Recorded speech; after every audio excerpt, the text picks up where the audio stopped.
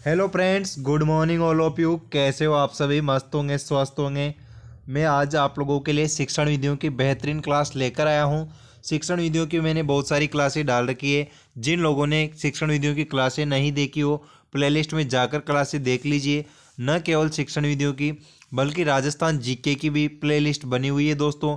एक playlist Rajasthan GK की special REET exams के लिए बनी हुई है और एक प्लेलिस्ट है जो राजस्थान के सभी एग्जाम्स के लिए बनी हुई है।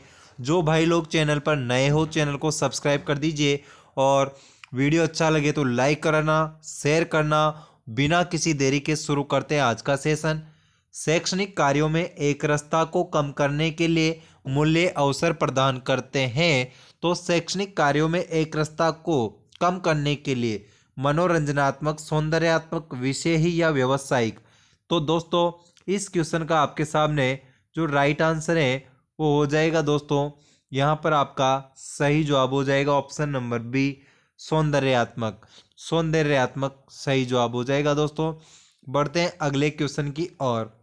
देखिए दोस्तों, अगला क्वेश्चन, भूकंप पर चर्चा करने के दौरान व्यवहारिक कौशल अधिगमकर्ताओं में विकसित करने हेतु शिक्षक को बल देना चाहिए। दोस्तों, यह यहाँ पर सामाजिक की शिक्षण विधियों से मैंने कुछ क्वेश्चन लिए। वेरी इंपॉर्टेंट है दोस्तों। जो बच्चे एसएसटी से हैं, 60 क्वेश्चन एसएसटी वाले पार्ट से आएंगे। अगर मिनिमम आपके 60 में से भी कम 45 या 50 क्वेश्चन, 45 प्लस क्वेश्चन सही होंगे, तब जाके आप पात्रता परीक्षा पास कर पाओगे दोस्तों। क्योंकि उधर आप लोग लैंग्वेज 1 और लैंग्वेज 2 में हिंदी या इंग्लिश या फिर हिंदी संस्कृत चुनते हो, तो उधर भी आपके शिक्षण विधियों के 14 क्वेश्चन पूछे जाएंगे। तो उधर भी आप ज़्यादा स्कोर कर नहीं सकते। तो 45 प्लस अगर स्कोर यहाँ बचाना है तो आपके एसएसटी के जो 60 क्वेश्चन टोटल आएंगे, 60 में से 15 क्वेश्चन शिक्षण विधियों के आपके सही होने चाहिए। इसलिए शिक्षण विधियों पर बहुत ज़्यादा ध्यान दे रहा हूँ दोस्तों, क्योंकि शिक्षण विधियों पार्ट से स्कोर करना आसान है अगर आप लोग पढ़ोगे तो भूकंप पर चर्चा करने के दौरान व्यवहारिक कौशल अधिगमकर्ताओं में विकसित करने हेतु शिक्षक को बल देना चाहिए।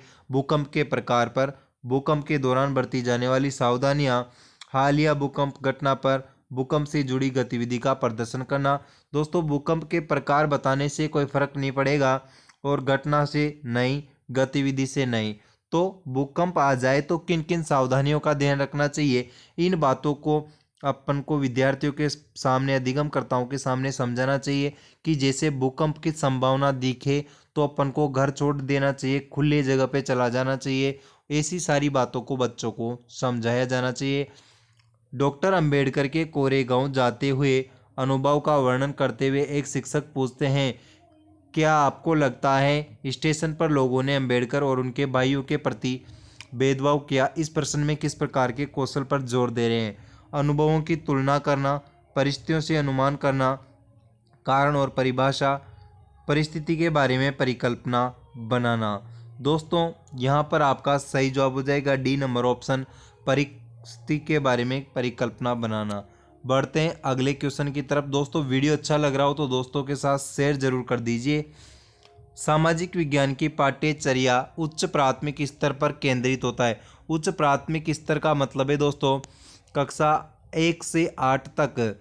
तो 8वीं तक की बच्चों की बात की जा रही है। सामाजिक विज्ञान की पाठ्यचर्या उच्च प्राथमिक स्तर पर ध्यान केंद्रित करता है। पृथ्वी के जीवन के आवास के रूप में समझ बनाना, अपने क्षेत्र, राज्य और देश पर अध्ययन करना, भारत के अतीत और सामयिक विकास का ध्यान करना। सही विकल्प का चयन कीजिए दोस्तों। तो यहाँ पर आपका सही जवाब हो जाएगा दोस्तों option number C number option आपका राइट आंसर है दोस्तों। केवल ए और बी। दोस्तों, अतीत पर ध्यान देने से कोई फायदा होने वाला नहीं है। पृथ्वी के जीवन के आवास के रूप में समझ बनाना और अपने क्षेत्र, राज्य, देश पर अध्ययन करना। तो ए और बी आपका राइट आंसर हो जाएगा दोस्तों। वीडियो अच्छी लग रही हो तो दोस्तों के साथ शेयर कर दीजिए, लाइक कर दीजिए दोस्तों, क्योंकि 10 दिन की अंतिम रणनीति है। बहुत शानदार सेशन करवाने वाला हूं दोस्तों। मैराथन भी बहुत जल्दी आप लोगों के सामने आने वाली है। निम्नलिखित में से कौन सामाजिक अध्ययन के पाठ्यक्रम के निर्माण का आधार नहीं है? मनोवैज्ञानिक आधार, दार्शनिक आधार, समाजशास्त्रीय आधार या फिर धार्मिक आधार। दोस्तों, कौन सा आधार है नहीं, तो धार्मिक आधार से कोई लेना देना नहीं है। मनोवैज्ञानिक आधार तो बहुत ज़रूरी है दोस्तों पाठ्यक्रम का निर्माण करते समय भी बच्चों के स्तर का ध्यान रखना चाहिए और उनके आयु का ध्यान रखना चाहिए, वो मनोवैज्ञानिक आधार की श्रेणी में गिना जाता है। दोस्तों क्लास को लाइक कर दीजिए, शेयर कर दीजिए बिना किसी देरी के। सामाजिक अध्ययन की पाठ्य योजना निर्माण में ये प्रश्न सामान्यतः पाठ विषय पढ़ाने से पूर्व किए जाते हैं। इनका उद्देश्य छात्रों के पूर्व ज्ञान को जानना होता है। स्वाभाविक प्रश्न, औपचारिक प्रश्न, प्रस्तावना प्रश्न या विकासात्मक प्रश्न। दोस्तों आपके सामने मैं बात करूं, अगर कक्षा में अध्यापक पढ़ाने जाता है तो किसी भी पाठ को पढ़ाने से पूर्व छात्रों से 2 या 3 प्रश्न पूछता है दोस्तों। तो वो किस प्रकार के प्रश्न होते हैं, आप लोगों ने बीएड की है उसके दौरान भी पढ़ लिया होगा। तो प्रस्तावना प्रश्न होते हैं दोस्तों, जैसे मान लो मैं पढ़ाने जा रहा हूँ आज सौरमंडल, तो पहला क्वेश्चन रहेगा कि हमें प्रकाश कहाँ से प्राप्त होता है, कि सूर्य से। और सूर्य क्या है, तो सूर्य एक तारा है दोस्तों। तो सूर्य के चारों ओर चक्र लगाने वाले पिंड को किस नाम से जाना जाता है, ग्रहों के नाम से। तो दोस्तों और फिर आप लोगों ग्रहों के बारे में क्या जानते हैं दोस्तों, तो आज हम लोग सौरमंडल के बारे में विस्तार से चर्चा करेंगे।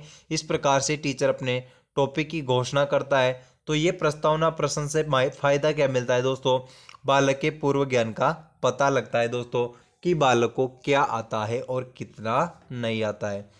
एक सक्रिय सामाजिक विज्ञान की कक्षा में अधिगमकर्ताओं को प्रेरित करती हैं, चर्चाओं को न्यूनतम रखता है, पाठ्य पुस्तक के पठन पर ध्यान केंद्रित करना, छात्र को सुनना और साझा किए गए पर निर्भर करता है, चुनौतीपूर्ण प्रोजेक्ट में भागीदार बनाना। दोस्तों एक सक्रिय सामाजिक विज्ञान की कक्षा अधिगमकर्ता को प्रेरित करती हैं। वेरी इंपॉर्टेंट है दोस्तों कि बच्चा सक्रिय है या नहीं है, इस बात का अपन को पता कैसे लगता है, तो बच्चे अगर मान लो टीचर कुछ भी जवाब पूछ रहा है और बच्चे एक्टिव हों, किसी प्रोजेक्ट को करने में पार्टिसिपेट करते हैं दोस्तों, तो वहाँ पर अपन को सक्रिय रहने का पता लग जाता है। दोस्तों अगला क्वेश्चन देखिए आपके सामने, सामाजिक अध्ययन पाठ्यक्रम का यह उपागम अज्ञात, पास से दूर, सामान्य से जटिल सूक्ष्म सूत्र पर आधारित है। सरकार सरोकर आधारित उपागम, विषयक आधारित उपागम, समेकित उपागम या फिर अंतर विषयक उपागम दोस्तों। तो राइट आंसर हो जाएगा दोस्तों आपके सामने अंतर विषयक उपागम। दोस्तों उपागम आपके सिलेबस में टॉपिक है, तो उपागम भी आप लोगों को कंप्लीट होना चाहिए। भाषा के कौशल का आपको लोगों को ज्ञान होना चाहिए। एक क्रम है दोस्तों LSRW, लिसनिंग मतलब सुनना, स्पीकिंग मतलब बोलना, रीडिंग मतलब पढ़ना, राइटिंग मतलब लिखना। ये दोस्तों क्रम है भाषाई कौशलों का, क्रम आप लोगों को ध्यान होना चाहिए। मारिया मोंटेसरी के द्वारा बताया गया है, सुनना, बोलना, पढ़ना और लिखना। अगला क्वेश्चन देखिए दोस्तों, निम्न में से कौन सा उदाहरण अधिगम को प्रदर्शित करता है, तो अधिगम को कौन सा उदाहरण प्रस्तुत करता है। हाथ जोड़कर अध्यापक का अभिवादन करना, स्वादिष्ट भोजन देखकर मुंह में लार का आना, चढ़ना, भागना, फेंकना 3 से 5 के वर्ष की अवस्था में उपरोक्त सभी। दोस्तों एक बात बताना चाहता हूँ आप लोगों के लिए, अधिगम का टॉपिक आपके सिलेबस में है। साइकोलॉजी की बात करूँ दोस्तों, आरपीएससी सेकंड ग्रेड की बात करूँ, तो अधिगम वाले टॉपिक से 3 क्वेश्चन तो मिनिमम एग्जाम में पूछे जाते हैं। रेट पात्रता परीक्षा में भी 3 क्वेश्चन अधिगम से पूछे जाएंगे दोस्तों। अधिगम से पूछता क्या है, अधिगम की डेफिनेशन अलग अलग मनोवैज्ञानिकों के द्वारा अलग अलग बताई गई है। तो एक क्वेश्चन तो परिभाषा से बना लेता है दोस्तों। एक अधिगम के जो सिद्धांत दिए गए थॉर्नडाइक महोदय के द्वारा प्रयास एवं त्रुटि का सिद्धांत दिया गया है दोस्तों। थॉर्नडाइक के द्वारा बिल्ली पर बहुत शानदार प्रयोग किया गया है दोस्तों। वहाँ पर थॉर्नडाइक महोदय की थ्योरी से अपन को सीखने को मिलता है कि बालक अभ्यास करने पर सीखता है, तो बार बार अभ्यास करने से सीखता है। जब बिल्ली पिंजरे में बार बार अभ्यास करती है तो पिंजरा खोलना सीख जाती है दोस्तों। सन 1898 में एनिमल इंटेलिजेंस अपना जो PhD का शोध पत्र था, उसके माध्यम से जो थॉर्नडाइक महोदय ने अपनी थ्योरी दी थी दोस्तों, वो शास्त्रीय अनुबंधन का सिद्धांत पावलोव महोदय के द्वारा दिया गया था।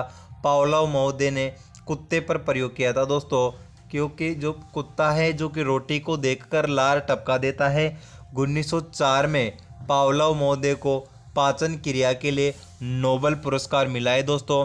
वेरी इंपॉर्टेंट फैक्ट बता रहा हूँ कि नोबेल पुरस्कार किसको मिला था, तो पावलोव महोदय को मिला था सन 1904 में। सेकंड ग्रेड 2018 में क्वेश्चन पूछ लिया गया है। और थॉर्नडाइक के द्वारा अधिगम के मुख्य नियम कितने थे, तो 3 नियम मुख्य थे, गौण नियम 5 थे दोस्तों। आप लोगों को ध्यान होना चाहिए।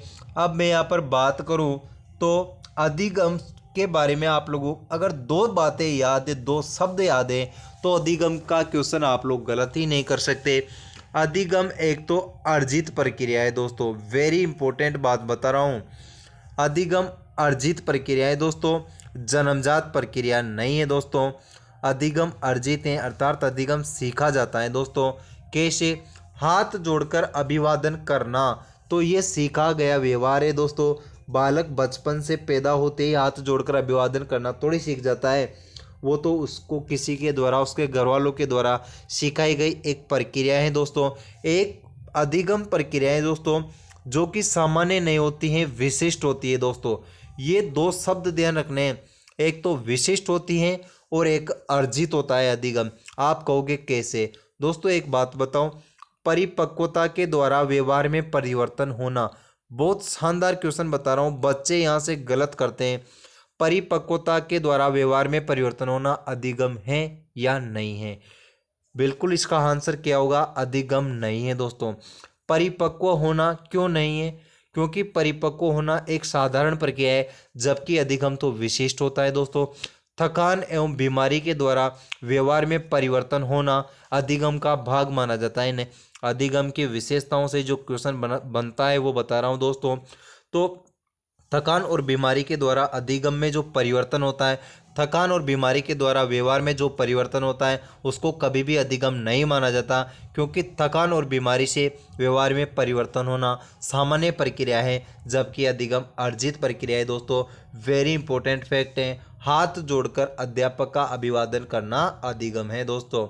अगला क्वेश्चन, सामाजिक विज्ञान में कक्षा कक्ष प्रक्रिया विकसित करने में सहायक होता है, ज्ञान, कुशलता या फिर अभिव्यक्ति? तो सामाजिक विज्ञान में जो ये डी ऑप्शन सही जवाब हो जाएगा, ज्ञान, कुशलता और अभिव्यक्ति आपका राइट आंसर हो जाएगा दोस्तों। अगला क्वेश्चन, निम्न में से एक रचनात्मक और वह क्रियात्मक क्रिया व्यवहार से संबंध नहीं रखता है, पुनर्निर्माण, रूपांकन, तुलना या फिर परिवर्तन? तो दोस्तों रचनात्मक और क्रियात्मक व्यवहार से संबंध नहीं रखता है दोस्तों। तो जो इसका सही जवाब हो जाएगा आपके सामने ए नंबर ऑप्शन, पुनर्निर्माण। बढ़ते हैं अगले क्वेश्चन की ओर दोस्तों। अगला क्वेश्चन देखिए दोस्तों, निम्नलिखित में से कौन सा अधिगम के लिए एक शिक्षक को प्रेरित करता है? विषय में रुचि, वापस करना, अत्यधिक गृह कार्य या फिर आसान सवाल? तो कौन सा अधिगम के लिए एक शिक्षार्थी को प्रेरित करता है? वेरी इंपॉर्टेंट बात है दोस्तों। रुचि का सिद्धांत एक आपके चलता है कि बालक की जिस विषय में रुचि होगी उसको बालक पढ़ने में अधिक प्रेरित रहेगा दोस्तों। रुचि कैसे पैदा होती है दोस्तों? अभिप्रेरणा से रुचि पैदा होती है। अभिप्रेरणा होती क्या है सर? अभिप्रेरणा होती है दोस्तों सीखने का सर्वश्रेष्ठ राजमार्ग अभिप्रेरणा को कहा गया है। किसके द्वारा कहा गया है दोस्तों? स्किनर महोदय के द्वारा। दोस्तों क्लास स्किप बिल्कुल नहीं करना है, क्योंकि एक एक बोला गया शब्द से क्वेश्चन बनता है दोस्तों। क्योंकि अगर आप लोग उस चीज़ को स्पिक कर दोगे और मैं कुछ फैक्ट बता दूंगा तो फिर नुकसान आप ही का होने वाला है, क्योंकि मात्र 10 दिन है आपके पास और रीट पात्रता परीक्षा आपको देनी है। तो अभिप्रेरणा अधिगम का सर्वश्रेष्ठ राजमार्ग कहा गया है स्किनर महोदय के द्वारा, और सुनहरी सड़क कहा गई है दोस्तों। तो विषय में रुचि होना बालक को सीखने के लिए प्रेरित करता है। ए नंबर ऑप्शन आपके पास सही जवाब हो जाएगा दोस्तों। बढ़ते अगले क्वेश्चन की तरफ। एक शिक्षक हमेशा एक ही उदाहरण के साथ परमाणुओं को अवधारणा का परिचय देता है। यह दिखाता है कि उसे निम्न पर विचार नहीं किया, उसके छात्र के पिछले ज्ञान पर उसके लिए नई सुविधाएं उपलब्ध हैं, ज्ञान को कैसे अपडेट किया जाए, सभी छात्रों को चौकस। बिल्कुल सही बात है दोस्तों, उसने छात्रों के पिछले ज्ञान को जाना ही नहीं, इसलिए छात्र हर बार विद्यार्थी के द्वारा, टीचर के द्वारा विद्यार्थियों को एक ही उदाहरण दिया जा रहा है जो कि बालक की मानसिक शक्ति पर प्रभाव डालता है, क्योंकि बालक सोचते हैं कि अपने सर को केवल एक ही उदाहरण आता है। तो उसको बालक को बार बार एक उदाहरण नहीं बताना चाहिए, हर बार अलग अलग उदाहरण बालकों के सामने प्रस्तुत करना चाहिए। उच्च प्राथमिक स्तर मतलब कक्षा 5, 6, 7, 8 के छात्रों के शिक्षण के लिए निम्नलिखित में से कौन सा उद्देश्य है? उच्च प्राथमिक स्तर के बच्चों के लिए कौन सा शिक्षण उद्देश्य है? नियमों, अवधारणाओं और सिद्धांतों को समझ का विकास, तर्क की शक्ति का विकास, व्यवहारिक दृष्टिकोण का विकास, वैज्ञानिक साहित्य पढ़ने में रुचि का विकास। दोस्तों आपके जो सामने राइट आंसर हो जाएगा वैज्ञानिक साहित्य पढ़ने में रुचि। बिल्कुल सही बात है दोस्तों, अगर उच्च प्राथमिक स्तर का बच्चा है तो उसको साहित्य पढ़ने में रुचि आने लग जाएगी दोस्तों। तो राइट आंसर हो जाएगा डी नंबर ऑप्शन। जबकि प्राथमिक स्तर के बच्चों के सामने आप लोग जो साहित्य का ज्ञान नहीं दे सकते। दोस्तों वीडियो अच्छा लग रहा हो तो लाइक कर दीजिए, शेयर कर दीजिए। निम्न में से क्या निर्देशात्मक उद्देश्य लिखने के कोई मानदंड नहीं है? निर्देशात्मक उद्देश्य लिखने के लिए कोई मानदंड नहीं है। शिक्षार्थी की विशिष्टता, विद्यालय के माहौल को प्रकृति या फिर शिक्षार्थी का प्रदर्शन, निर्देशात्मक उद्देश्यों की पर्याप्तता। दोस्तों इसका सही जवाब हो जाएगा शिक्षकों की, शिक्षार्थियों की विशेषता। ए नंबर ऑप्शन आपका राइट आंसर हो जाएगा दोस्तों। अगला क्वेश्चन, आजकल यूरोप और भारत में किस जर्मन शिक्षा शास्त्री की पाठ्य योजना पद्धति प्रचलित है? वेरी वेरी इंपॉर्टेंट है, गारंटी के साथ बोल रहा हूँ, ये क्वेश्चन आप लोगों को एग्जाम में मिलेगा। तो यूरोप और भारत में आजकल कौन सी पाठ्य योजना पद्धति प्रचलित है? हर्बर्ट की, मोंटेसरी की, फ्रोबल की या फिर डाल्टन की? दोस्तों यहाँ पर हर ऑप्शन से क्वेश्चन बनता है। आप कहोगे सर कैसे? तो डाल्टन योजना के द्वारा, डाल्टन महोदय के द्वारा कौन सी विधि दी गई है दोस्तों? तो डाल्टन के द्वारा कौन सी दी गई थी आप लोगों को ध्यान होना चाहिए। प्रोजेक्ट विधि किसके द्वारा दी गई थी? प्रोजेक्ट विधि तो किलपैट्रिक के द्वारा दी गई है, जॉन डेवी का शिष्य था दोस्तों। फ्रोबेल की बात करूँ तो फ्रोबेल ने माताओं को आदर्श अध्यापिका कहा है दोस्तों। और जो आपके सामने किंडरगार्टन विधि के प्रवर्तक है दोस्तों फ्रोबेल महोदय, वेरी इंपॉर्टेंट है। किंडरगार्टन होता क्या है? किंडरगार्टन का अर्थ है बाल उद्यान। किंडरगार्टन होता है दोस्तों बाल उद्यान, उसमें शिक्षक को माली रूपी कहा गया है और बच्चों को पौधे कहा गया है दोस्तों। मोंटेसरी की बात करूँ दोस्तों, मोंटेसरी के द्वारा खेल विधियाँ दी गई है दोस्तों। तो हर्बर्ट की जो पंच प्रणाली,